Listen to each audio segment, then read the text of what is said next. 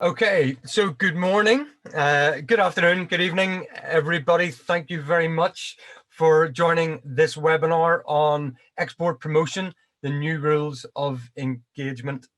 I'm really pleased to say we have a great audience of trade professionals across the globe, so it's nice to spend some time with you this afternoon. My name is Colin McCullagh. I'm the Global Trade Director for OCO Global, based out of London. For those who are not familiar with OCO Global, we are a specialist trade and investment consulting firm. We've been around for 20 years, so a lot of you do know us, and we're now grown. We've got about 120 people across 10 offices internationally. So we truly are global, and we specialize purely in that arena of trade and investment, helping companies to realize their internationalization ambitions. Okay, we sit centrally, in this sort of axis, if you like, of global trade and investment. So we work for and on behalf of EDOs, alongside our network of intermediaries, really to deliver support for the ambitions of SMEs on the global stage. We love this sort of vital role that we play. We love this area of trade promotion, and we really believe that it's going to become increasingly important over the next several years, given what has happened recently with the pandemic. So why are we in a position to talk about the new rules of engagement for trade promotion? Well, look, we have a fairly extensive client base right across the globe, to whom we deliver really various types of trade support. Okay, it can be anything, from market research, partner search, through to strategic route to market, through to location advisory, representation, trade missions. We do the lot. And so we sort of get to see what works well, what doesn't work well, and we get to see what the impact of COVID has been on those services. So that's the context to which we approach today. And you'll be delighted to hear that it's not just me you're going to be listening to. I have assembled a motley crew of trade professionals to really to help bring their insights and their experience from strong careers in trade promotion, and also with sort of recent experience of how they've been adapting to this sort of new reality. Okay, the format for today, I'm going to talk for maybe 10 or 15 minutes, just and give you some context, and talk through what I see as the new rules of engagement, and then the panelists will then bring their views to bear. So I'd like to just take a couple of minutes just to let the panel introduce themselves. So we'll start with Suzanne. Suzanne? Hi, good morning, everybody. Thank you, Colin, for inviting me to participate in this session. I'm delighted to be here. I think I'm the Canadian on the team, so even happier about that. Look, I've got about 20 years of global marketing, business development, export promotion, investment attraction experience. The last 10 years really spent working with my team of export development executives and building up the capacity of New Brunswick companies to be exporters, to be better exporters, and to export more around the world. New Brunswick on the east coast of Canada, heavy concentration of exporters and heavy reliance on our exporting as a percentage of our GDP. And of course, the behemoth south of the border, the United States, represents about 90% of our export volume, actually. So I'm delighted to be here, talk a little bit more about some of the exciting programs and initiatives and strategy changes that we're undertaking here in New Brunswick. Thank you, Suzanne. Stephen. So thanks, Colin. Yeah, Stephen Hughes here. I'm based in Dublin. Up until July of this year, I thought I was going to spend 2 years, but it ended up being 39 years with Enterprise Ireland.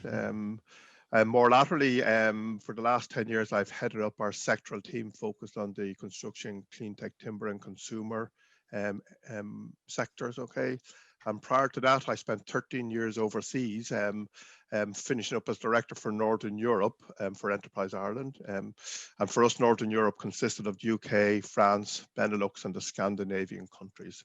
So I've had a lot of both push and pull experience in working with SMEs in getting them ready for market and then taking them to market. And then lastly, I suppose, looking at them grow in markets, leading teams across a range of different areas and different markets. Really looking forward to being involved in the conversation here today and catch you all later. Thanks, Stephen. Paul. Hi, Paul Grossman here, U.S. Director for OCO Global. Greetings from the United States, where we've had a few things going on these past few weeks. You may have noticed in the news. My experience includes over 30 years international trade and FDI experience in South Carolina, Arizona, and Virginia on 2 occasions. At OCO, we're really at the crossroads of trade, both on the inbound side. So we worked with a rather significant contract to help UK companies enter the US. And also, as Colin mentioned, we represent and work with a lot of US states to help their companies export. So both inbound and outbound trade. Thank you, Paul. And Lucas. Yeah, hello, this is Lucas, working for OCO in the Germany office based out of Frankfurt. I'm both focusing on trade, that means export promotion, and on investment promotion. And I heavily work with clients in both North America and in Europe and the UK. And on the trade side, focus on helping SMEs in most cases entering the DACH market, or the German-speaking European markets. Thank you, Lucas. And of course, looking forward to the discussion as well. Cheers, thank you. Okay, so we're going to feel free to put questions into the chat bar as we go along, and we'll try to handle those towards the end.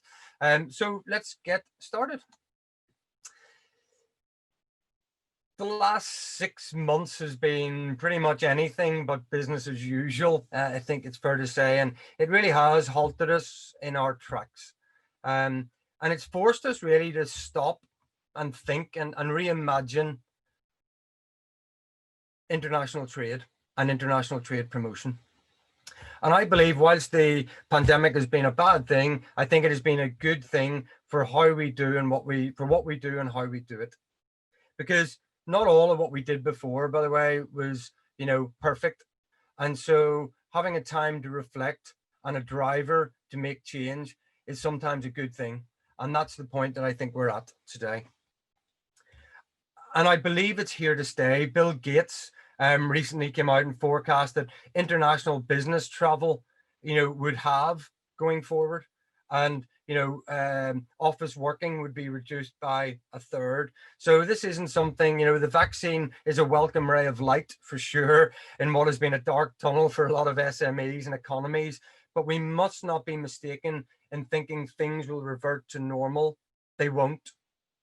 And we must not be mistaken in thinking our old world approach will work for the new reality. It won't. A new approach is needed. So let's take a closer look at the impact of COVID. And I want to highlight just some things that have changed that we need to recognize and embrace, okay? Because they make a difference to what we do and how we're going to do it. So, the obvious to start off with, travel is reduced, okay? Trade shows, missions, and events have been cancelled or altered. And it's sort of making meetings with foreign customers or partners almost impossible. And in the arena of international trade, it's pretty fundamental, right? So that's a big thing that we've had to contend with. The second one for me is that, several industries have been hit particularly hard. Unemployment across the globe is up and up significantly. And capital investment from buyers is down. So the market just got smaller. And add this to the fact that, buyers are also working from home. They're even harder to get hold of than normal. So it's a pretty difficult environment to operate in. And the third thing I just want to bring out that I see as a sort of an impact is SMEs' time, their cash flow, and their resources are under immense pressure. And how they spend those resources matters. I mean, it really matters. So it's critical for them and it's critical for the economy. So I see it as a joint responsibility from the SME and the trade promotion agencies that we must get right. But are we well positioned to do so? So I believe the old model was already broken. And I think COVID has just made us realize it. Okay. I've worked with hundreds and hundreds of SMEs, and we've worked with lots of trade promotion agencies. And, this wonderful connected world, enabled by the web and by global transport and logistics, really meant that, there was global opportunities. But the problem is not all opportunities are the same. And I find too many companies going down rabbit holes of pain and misery, going after a client request or a potential customer in an obscure market, really just trying to service one client rather than understanding and validating that that market is actually the right market for them to play in.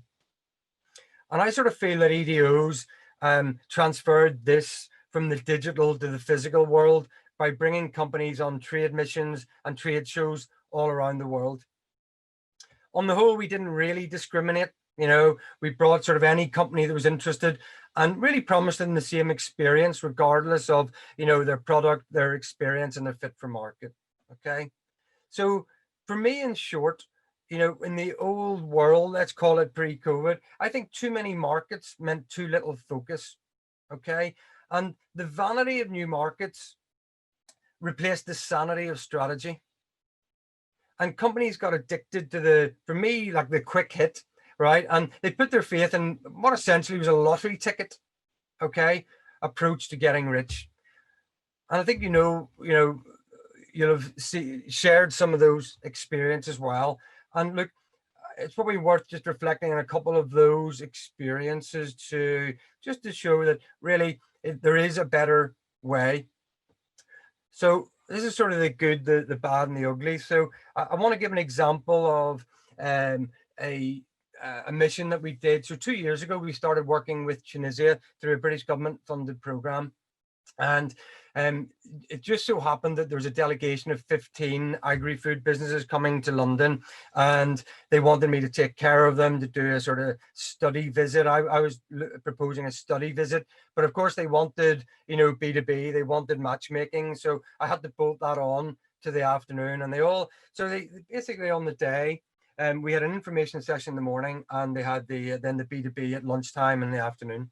So all these companies came in, and they set up their tables, set up their stand, put up their products, all delighted with themselves. And then we sat down for the information session. And one of the buyers that we brought in to talk to the group was the CEO of basically the largest sort of distributor to independents, okay, to independent grocers and retailers.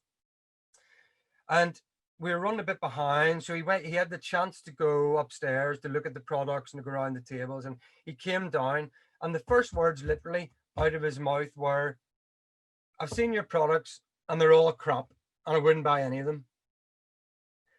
Not a great start. And so you can imagine these very proud Tunisians, who really do have wonderful produce, by the way, are just like, "What do you mean? What are you talking about?" And what he basically meant was, it's not that the products themselves were crap, but they weren't, they weren't packaged correctly. The labeling was wrong. They weren't fit for market. And so it just looked like a lot of work for him to be able to work with any of those clients. Okay. They hadn't prepared for the market. Okay. And I'm sure that's not the only experience, we've had around the, in the webinar. Okay. And look, my team have had far too many sort of war stories of trade missions. Okay. I mean, I put the question out there, has there ever been a mission where everyone came away feeling great? And I'd probably say no. Okay. too many times I feel we've been asked to do the equivalent of winning a golf tournament armed with a hockey stick. Okay, because not all products work in different markets. Okay, and nor should we expect the likes of a bicycle or a Mini and a Ferrari to perform the same around the track, yet in promising the same results for everyone. That's sort of exactly what we do, and it has to stop. Okay, and then finally, I think they sort of fail to prepare. We brought in about a year later from the Tunisia experience, we brought a textiles delegation to London. There was 12 companies on this 6-month program, and it was mandatory that the second month they come to the market to learn about it and to understand it better. 5 companies pulled out because there was no B2B agenda. Okay, so we had 7. And during that, we did a round table. We brought in a UK supplier, and we did a role play of how they would present to a buyer. And it changed things fundamentally because they realized what good looks like, and they realized that they were 1,000,000 miles away. And that is the point. And one of the CEOs who has got 1,000 employees, you know, has been working in the business for 27 years, basically said, this has made me rethink how I do my business, and every company in Tunisia needs to think this way. So the old model was broken, and the pandemic has disrupted international trade as we know it. So let's now not look back, let's look forward at what we are facing into.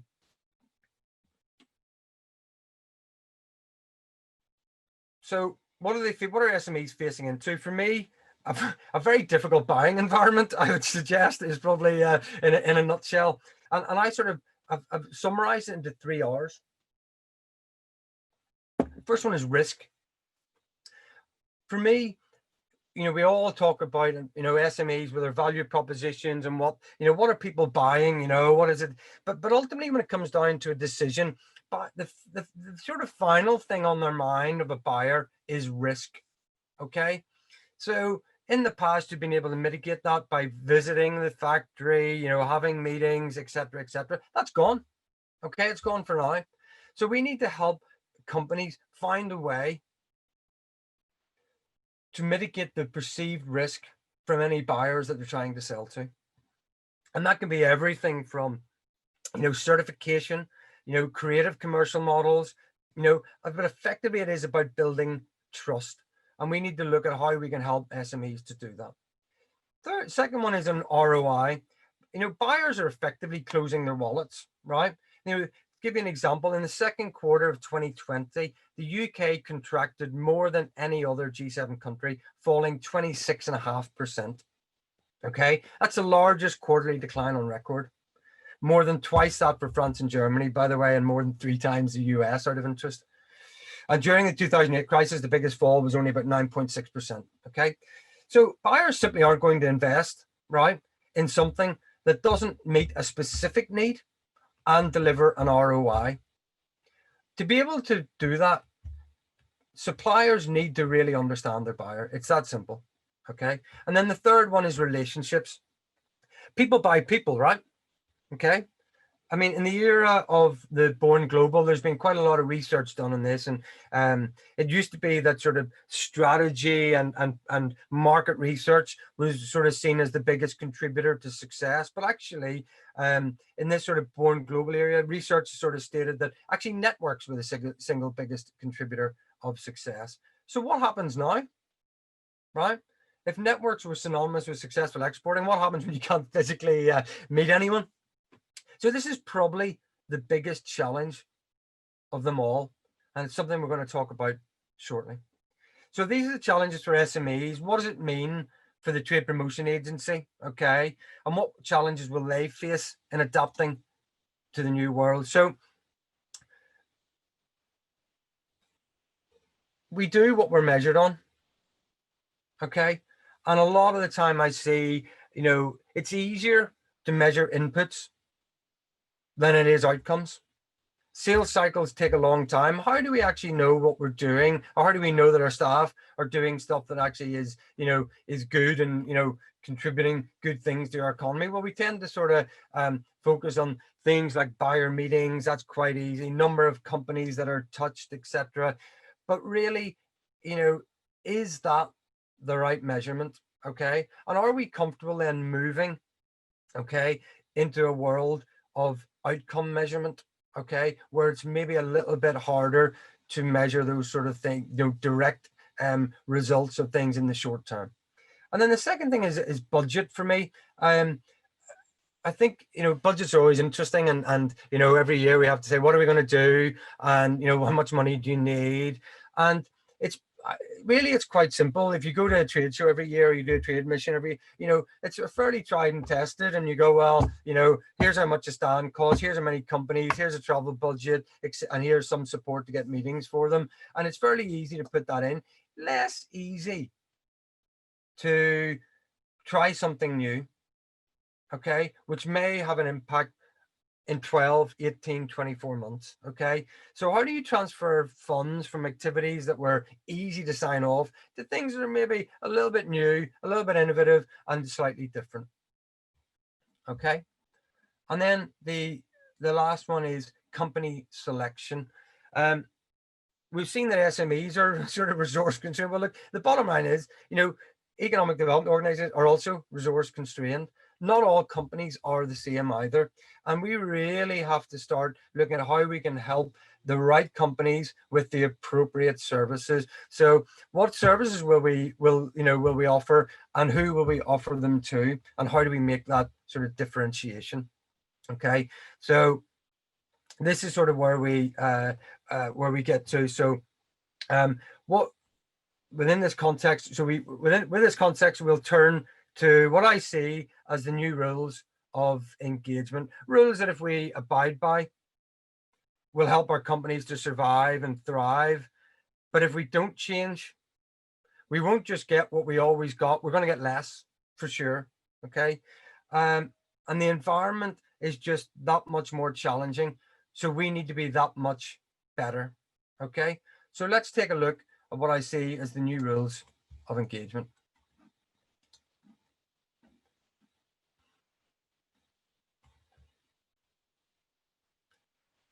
So the first one is quite straightforward.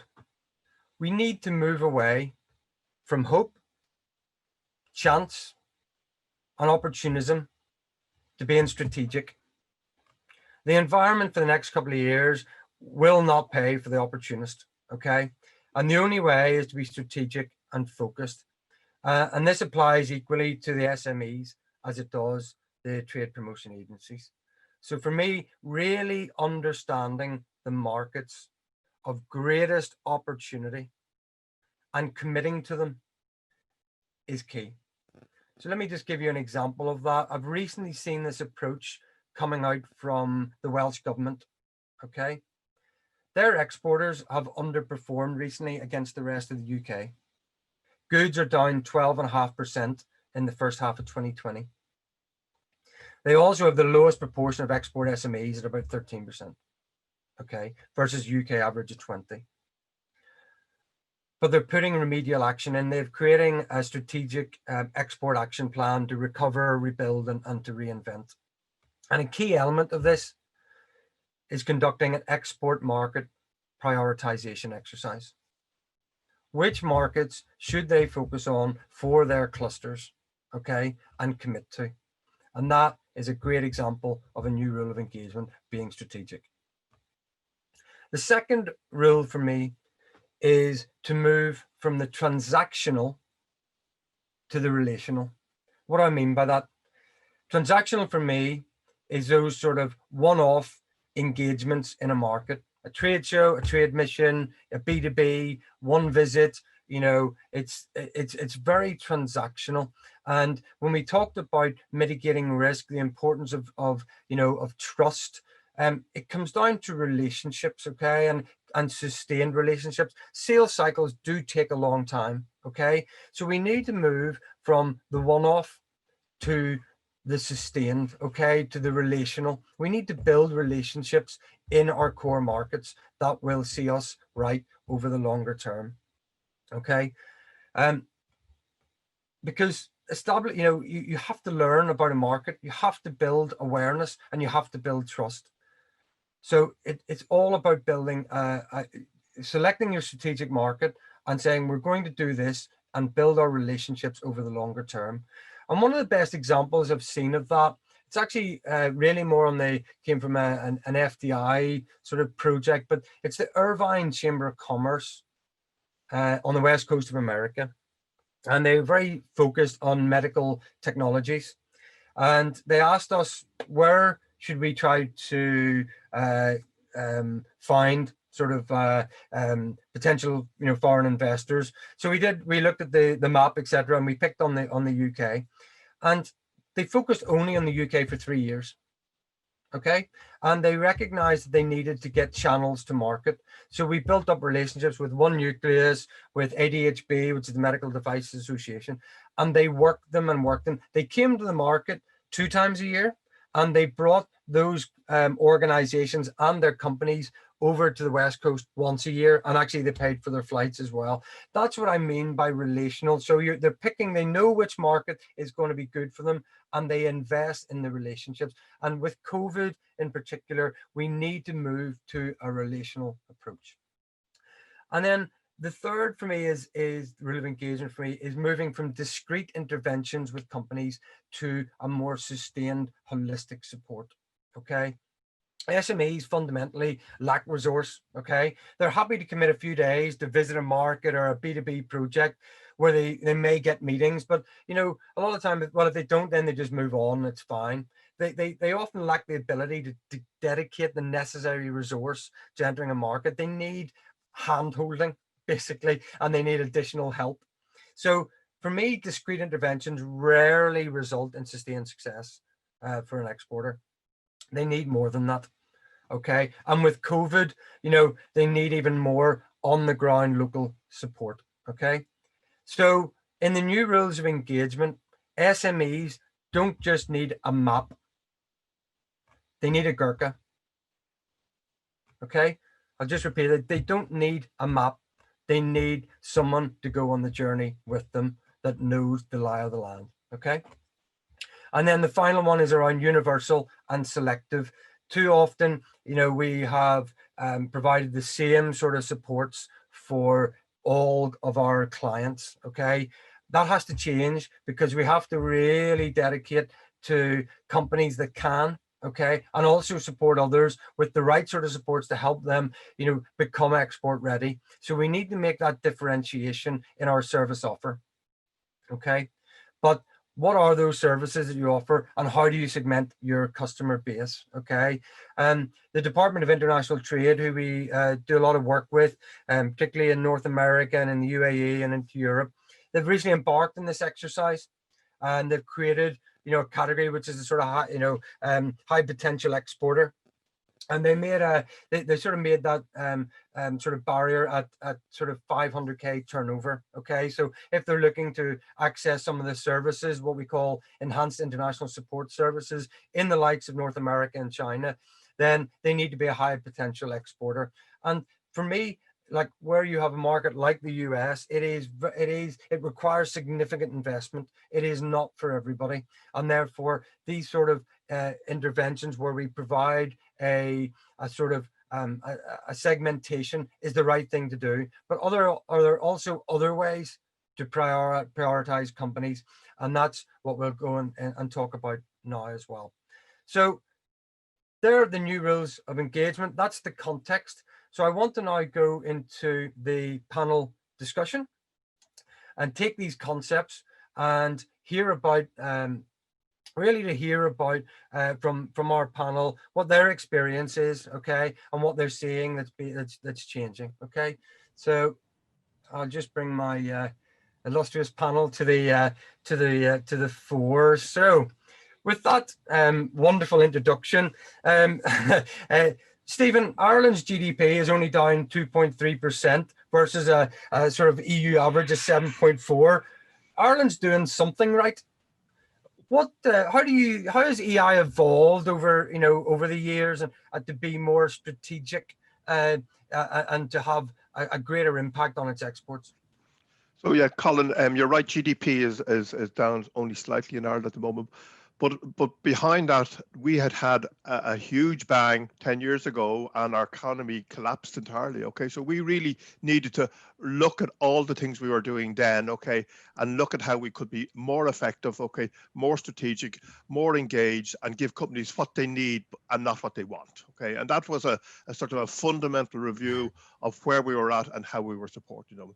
And in recent years, we have developed a process which we call our client engagement model, okay, which is really, in essence, looking at our companies at the way you talked about there, about looking at them from a more strategic perspective, broadening the discussion with them, not just having a single point of contact in the company, looking at the totality of the management, okay, and working with them across a whole range of pillars of review around strategy, around leadership, around innovation or whatever, okay, and then looking at each of those in greater depth, okay, and at the end of it, coming to a position where we're going to build a much deeper, a much longer, a much more sustainable engagement with them, okay, and look to invest with those that can go on that journey, look to invest at a greater level in the company than we would have heretofore. And you know what? That has made a fundamental change to how we work with our companies and the success that we're starting to see. So, for example, in the portfolio that I had, construction had a low propensity to export, okay? And really, as a percentage of our total sales, was very small. But for the last 3 years, we've experienced year-on-year 19% growth in 2019, 19% growth in 2018 in exporting. So although it took time to get it right, okay, it's now beginning to pay off. And while there might well be some fallback in 2020, we expect normal business to be resumed in 2021 or whatever. Thank you, Stephen. Suzanne, you're, as you said, you're up in the sort of just above the East Coast. I mean, I would almost say, you know, you're as a director for export promotion, you've probably got the easiest job in the world, right? You've got America on your doorstep. Well, what is so difficult? And you know, Thanks for that. So how are you seeing that on your side? Why is it so important for you and the program we're engaged with Atlantic Canada is now, you know, a sort of significant investment for, you know, a select number of companies looking into Europe. Talk me through a little bit of, you know, the why you've changed a shift, you know, to a more strategic approach to your companies. Yeah, sure. And you can't argue, as I said, the behemoth next door, literally 30 minutes away next door. So we're all about diversification here in the region, and for sure in New Brunswick. Diversification, just like in your financial portfolio, I mean, it hedges risks, right? For us, it also allows our SMEs to jump into other markets. So there's no secret. Most of our companies are exporting to the United States. From there, they're jumping off into international markets. So when we understand that model, we don't ever ignore the exporting opportunities into the South.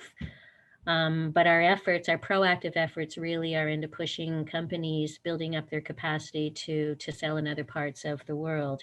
So 2 years ago, we began a journey to study the European marketplace, to crunch some data, to take a look at our companies, to take a look at opportunities. So we commissioned that report, and in the report, it was suggested to us here in Atlantic Canada, which is 4 provinces, working together to develop a Europe market kind of engagement strategy, if you will, and that would include a go-to-market program. And so I've drunk your Kool-Aid. I didn't know that I was drinking your Kool-Aid 2 years ago, mind you, but I'm all in. So we realized that what our exporters needed, and predominantly SMEs here in the region, what our exporters needed is guided and strategic market entry support. And so we're not talking about a series of trade missions. We're not talking about simply lining up a series of unqualified and qualified business meetings. We're talking about hand-holding, revisiting strategy, focusing in on approach, building out relationships and networks in the company's target market, and then eventually, of course, pursuing and doing the lead generation. So we've just started the program. So 2 years of research and a year of developing a program. We launched it quite ironically as COVID was, smack in the middle of our world here on the East Coast, which was a couple of months beyond when it struck in Asia, for example. But we just put pause on for about a month out of respect for our SMEs and the crisis that they were facing and their need to double down and figure out how they can keep their company running. We decided to go ahead and launch the program just this summer. And so early days, we don't actually have outcomes to report at this point, but it's a very strategic market entry program, small P program, that will see companies from a strategic to a business development journey over a number of days, over a number of months, whatever the case may be. And of course, in terms of a budget, we have to put a cap as a government agency, we have to put a cap on, the total amount that we're going to invest in that support. But we have very high hopes for positive outcomes, 6 months, 8 months down the road, and very high hopes for seeing those companies actually getting into market, so into Europe and the different countries that they're targeting and conducting the face-to-face meetings that we know they need. In the meantime, building up relationships. Thank you, Suzanne. And yeah, I think we're at 15 companies already signed up. So even when they can't travel, it shows that those companies are really understanding, the importance of planning ahead and getting engaged. And you raised a great point before. So moving away from transactional wasn't just a fundamental shift for us as EDOs. It's a fundamental shift for the companies that we've been supporting for a number of years. They want the meetings. They want the qualified leads. They want to get the sale, right? Yeah. And so we're forcing everybody to press pause and revisit. And if you want this kind of support, we're forcing the discussion about strategy. We're forcing the discussion, in fact, about focus. Yeah. It's interesting. We had another call there during the week, and again, it's all, I want you to get me, meetings and, get me in front of, but actually they were targeting the NHS. And, once we explained and about how the NHS works, he basically said, that's taken me 2 years. And what you just told me in 2 minutes. So there's much more value to it, and then they get it and they realize. So that's great. And look, Colin, could I just interject there just to support some of the stuff that Suzanne is saying? I mean, one of the things, and I can hear it even in what Suzanne is saying, is it's as important to do the work at home. Actually, it's more important to do the work at home before they go on the journey, to look at that strategy, to look at the USP, to look at the messaging, to look at all of the things that you need to have in order to be successful. Because while you can be, I suppose, a jack of all trades in your own market, you can service a range of different markets. The further you move from home, the more lasered you need to be and the stronger your USP needs to be. But you can only do that at home before you go. There's no point in trying to fix it when you get to Germany or you get to the UK. You have to fix it at home before you go. Yeah, and for us, that means having the right people in those markets that are providing that solid advice, because we don't have the tentacles. We don't have boots on the ground to provide that one-to-one support. So, part of our model is engaging with that right business development or market expert, if you will, and just facilitating that connection and facilitating the conversation, facilitating the service delivery. That's what we are. We're trade facilitators. Yeah. And look, I think building on that, I'll go for a stereotype here, which is probably inappropriate, but in terms of preparation and being methodical and strategic, I think we should go to Germany. Lucas, is that a fairly fair assumption that the German SMEs are slightly more methodical and less opportunistic? Well, Colin, for some reason, I had a feel that you wanted to address me now. Yeah, so what I think maybe one of the differences between German SMEs and maybe North American or US SMEs is that German SMEs are very much used to exporting. So it's totally normal for German SMEs to go global and to sell to the most distant market that are there. And therefore, they are of course, used to having a very strategic approach when it comes to internationalization, and as a consequence, also the German EDO landscape is reflecting that. So we have an extensive a network of chambers of commerce of about 140 chambers in more than 90 countries worldwide. All the German federal states have international offices, and most of them are supporting the companies when it comes to internationalization. So yes, I would say that there is a very planned and in general strategic approach in Germany of going international. But I can also tell you from my experience with working with non-German EDOs, for instance, with Scottish Enterprise and Scottish Development International, that they also have, in many cases, a very strategic approach when it comes to exporting and supporting their companies. So we had a very interesting trade project a couple of months ago, where with Scotland, where they had already pre-qualified their most important economic sectors, and of course also the most important export destinations, and Germany was one of them. And they allowed us to do a very extensive market research in the beginning, before we then provided hands-on company support when worked with individual companies. So I would say that this is clearly something that is the strategic mindset is clearly something that is also visible elsewhere. Thank you, Lucas. And look, we talk a bit, go on to that sort of strategic, but also, it is about those relationships I talked about, going from transactional to relational. In a COVID world, building relationships is going to be harder and even more important. I'm curious, like, do any of the panel have examples? For example, Stephen, you talked about the construction sector. Do we have any examples where, we've worked with your cluster, with, looking at building, strategic relationships with, say, another cluster in another market? So yeah, in our construction sector, we have a number of different subsectors. Okay, one that has been extremely successful for us has been the whole data center cluster. Ireland, I suppose, was a good start point for a lot of companies who were looking to set up data centers in Europe, and we built up a very strong capability to supply data centers, build and fit out. But for most of those, we were generally tier 2 or tier 3 contractors as opposed to tier 1. But based on the experience they got in Ireland, our companies were able to internationalize their offer in a better way, particularly focusing on markets like Denmark, Scandinavia, Denmark and Sweden and Germany.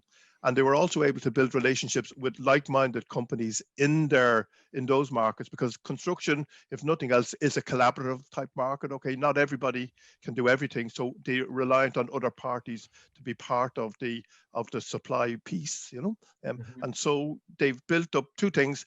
We've built up an incredibly strong supply base out of Ireland, okay, of tier 1 contractors that can now, take on the biggest contracts that there are anywhere in Europe, or indeed anywhere in the world. But they've also brought a tier below them on that journey as well, as part of the supply chain. And they've also then built really strong working relationships with other tier 1 and tier 2 contractors in each of their markets. So it really is a collaborative approach. And funnily enough, okay, for us, it's one of the parts of our portfolio that has grown exceptionally well in the last 2 to 3 years or whatever, Right. Very good. Yeah, well, I think if you're in data centers, you're in the right game anyway. So yeah, but you know what, they're new, and will data centers change? Yes, everything will change. It's just a question of evolving your offer and being there. So it definitely is a sweet spot at the moment or whatever, but you have to be able to respond to it. Everybody knows it's a sweet spot, but not everybody has been able to get onto the opportunity trail as well as other people or whatever. Okay, so yeah. So relationships are exceptionally important there, no question. Colin, I'll just give an example. Who would have thought New Brunswick Building Products, achieving success on the island of Jamaica. So we did approach it from a supply chain perspective, and we went to Jamaica with a cluster of companies, non-competing companies.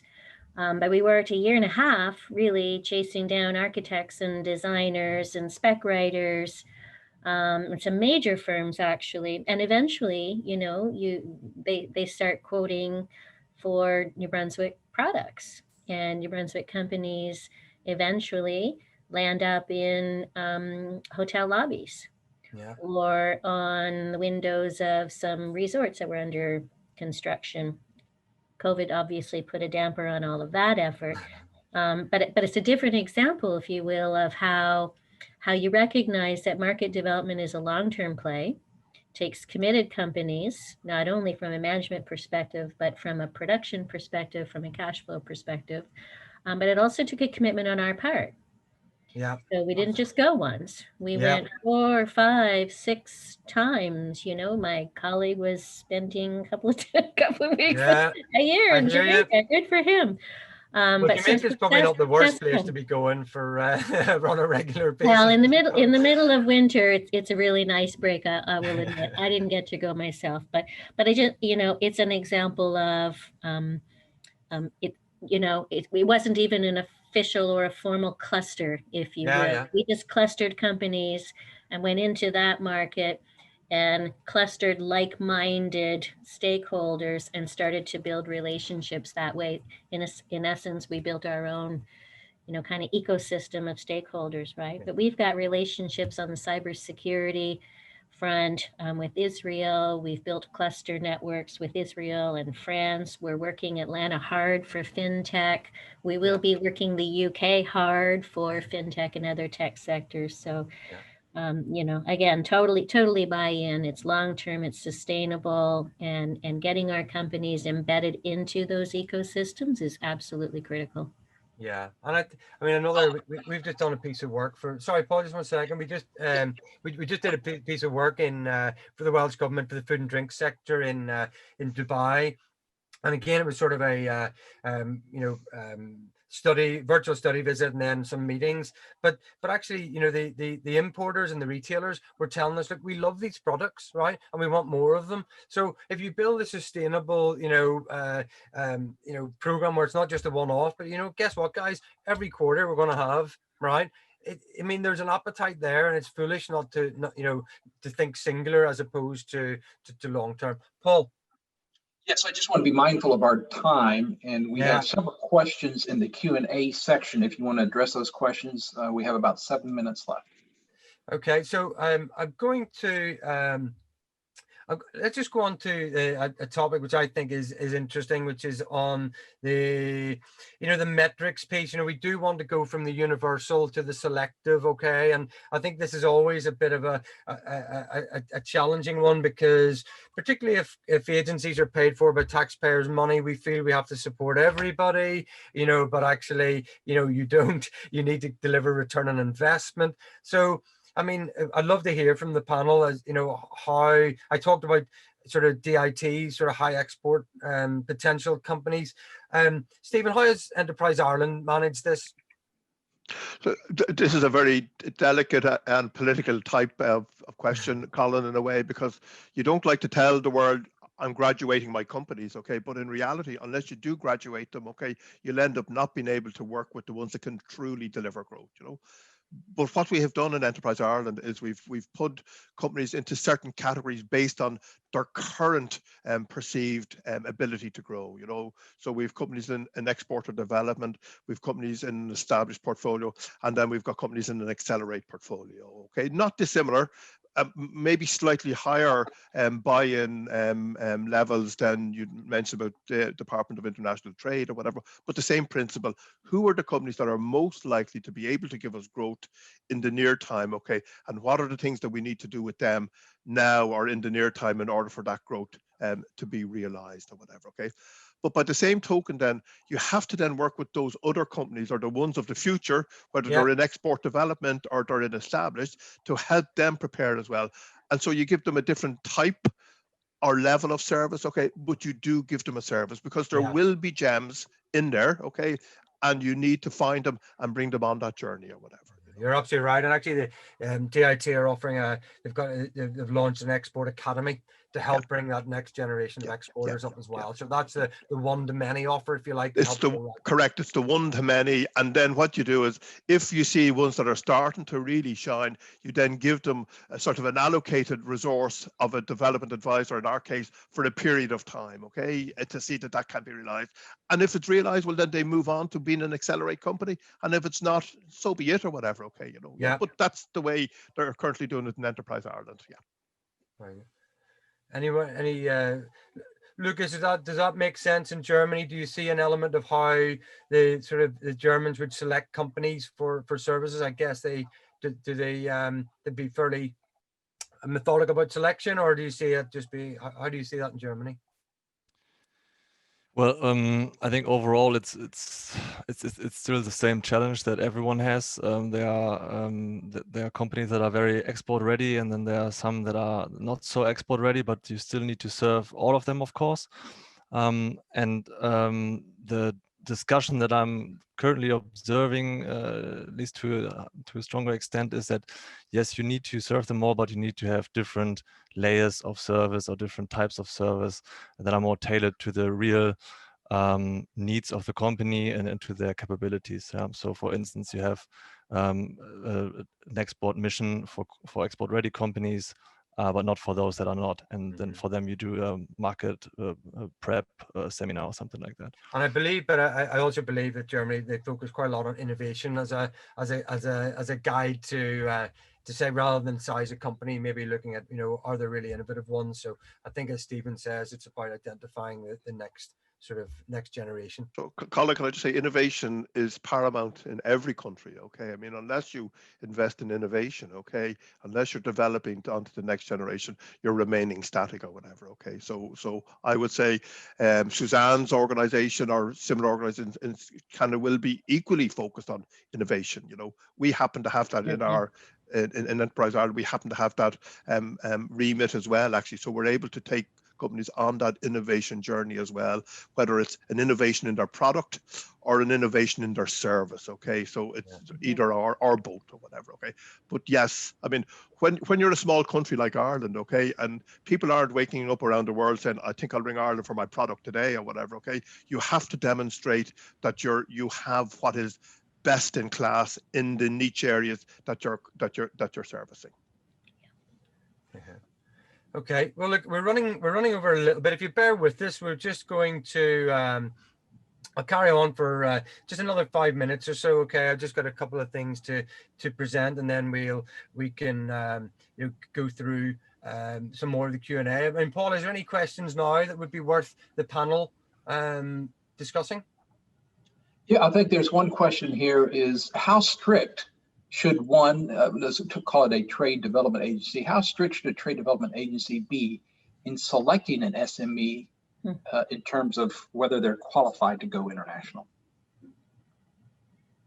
So, I mean, I'm quite black and white on these things, unfortunately. I'm sort of the strict one, really, because I think we need to, you have to make sure that, two things. One, you're not wasting time and money, and you're not, impacting reputation even as well. So I do think that selection, making sure that companies really understand what's required of an exporter, because look, Stephen said it earlier, I said it particularly in this environment, okay, buyers are not going to buy anything that doesn't really hit the spot here. It's as simple as that. It's a hugely competitive market. We've got a global market, and if you're naive, you're not prepared, you're going to waste time, money, and resource, and SMEs cannot afford to do that. That's my sort of black and white take on it. The panel like to add anything? Yeah, maybe if I could supplement Colin's response as well, Paul. Big does not necessarily mean good is one of the things that we found, okay? So if you just purely do it on a monetary or an employment level, okay, that might not necessarily give you the right answer, okay? Because small is generally innovative and committed, okay? So it's about getting that balance. So you have to have, I know this is a sort of contradiction in terms, but you need to be rigidly flexible or whatever, okay, to allow the right companies to go on that journey. And if it's a big company, often big companies think that they know it, okay, and it takes a long time sometimes to convince them otherwise or whatever, okay. So it's a challenge, okay. So but you can't have a single straight line of say if you need to be above that or below that or whatever, okay? You need to have a sort of an encompassing approach, I believe. I think I would just add as well, some of it comes down to the mindset of the company. Are they open-minded, you know, to learn and to embrace support? Because there are some that are maybe not as ready, but they want to take on that, you know, that advice. So for me, I mean, they're the ones that really want to do it, that are, you know, putting commitment into it.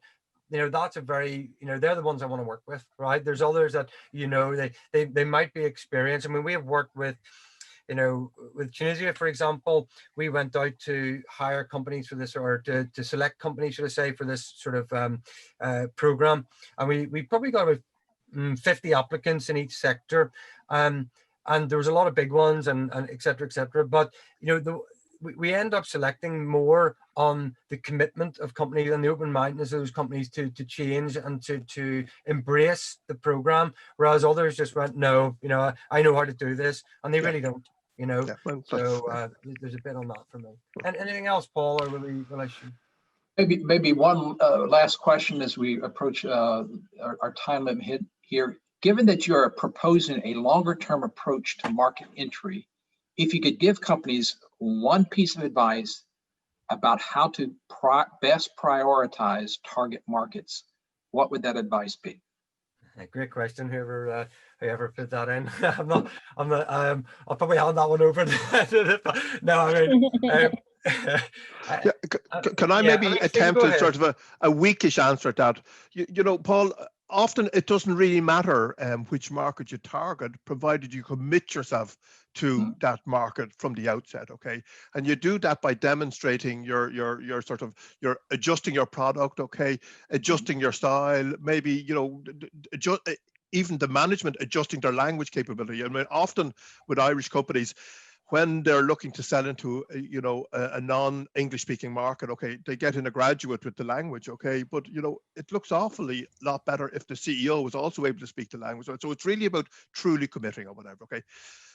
There are some markets in a way that are more open, okay. For us, certainly we found over years that markets like the Netherlands, the Scandinavian markets are somewhat more open, okay, to receiving, you know, new offers, okay. And Germany is too, but because they have so much of it in Germany anyway, you sometimes, you know, it's a longer journey or whatever. But I go back to what I said at the outset. It probably isn't the market it's what you commit to do with the market that you decide to do will make all that difference. So I'll add my tuppence worth then. So and you know, I talked earlier about Wales doing this sort of export market prioritization. So you can very easily, you know, pull out data that says this is the big economies in that cluster, these are the big importers. You know, you can get all that data that says here's the big markets, okay. For me, for SMEs, the one thing they should look at in market selection is accessibility, okay. And accessibility for me has a number of elements to it, but it's everything from the culture to the language to the regulations, okay, to even things like diaspora, right, to, you know, your local networks and support on the ground. It needs to be as easy as possible. So I don't always believe in, you know, let's find the biggest markets and go after, because guess what, everybody else is, okay, and it's competitive. So for me, it's yes, you need to find a market that is buying your stuff, right, but there's plenty of markets that do that, as you know, to Stephen's point, I think. But for me, it's about how can I actually, you know, most easily access it? What is the cost an investment that I need to make to do that? And who do I know? Because again, we come back to this networks bit, you know, really to be successful in market, you need to understand that you need to have that sort of connectivity. So thinking about that accessibility bit for me is the one thing that you should do, and to make sure that you can actually you know, compete and enter that market. That's my tuppence worth. Is there any more, Paul, or will I've just got a couple of slides to finish off on, if that's, or have you got any more? There's just a few, but I think we probably could provide answers to these in a follow-up email to our attendees. So if you want to go ahead and wrap up the presentation. Okay, I'll just share that screen again, I think. Okay, let me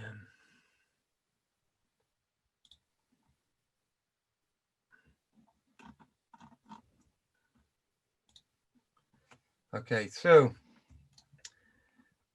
I'm just going to quickly take 2 minutes just to talk about a couple of to build on what we talked about, and just to reflect on what OCO is doing in this regard. Okay, so we do believe in this holistic approach to supporting companies. So we have a service offer really that goes from the market intelligence, that's sort of assessing, where to play, okay, defining how you play in that market, and then doing, as sort of Stephen mentioned, it's the homework, right?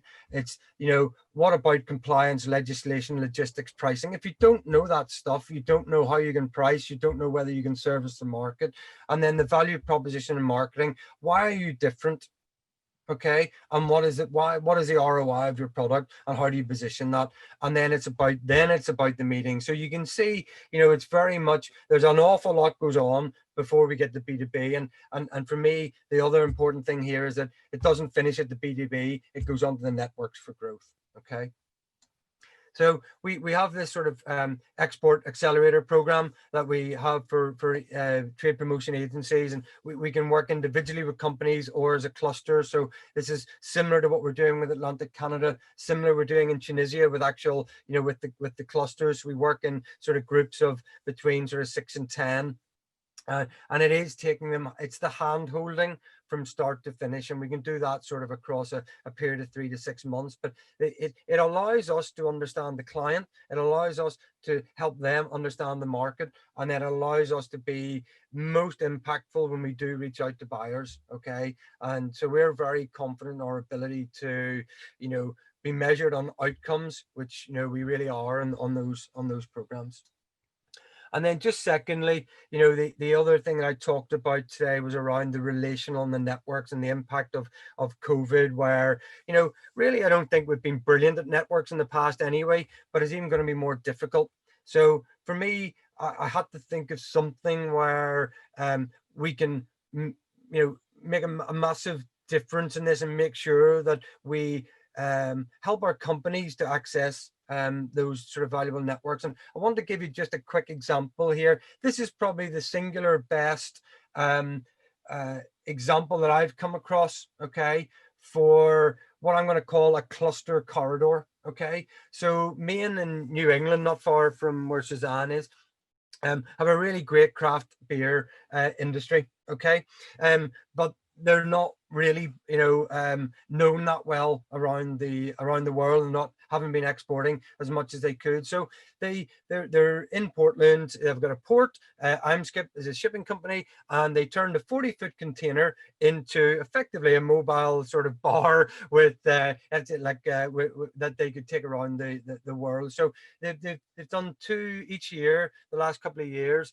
they've taken this container, and they've taken about 30 companies from Maine. Okay, they fill up the container with their beer. They land, and the first year was in Iceland, and then I helped them into Yorkshire, into Leeds last year, where they bring the beer gets shipped over. The companies then come over, and they sort of they're selling their beer at the at the beer festival. They engage with their peers, they engage with the brewers from the local region as well. And then guess what?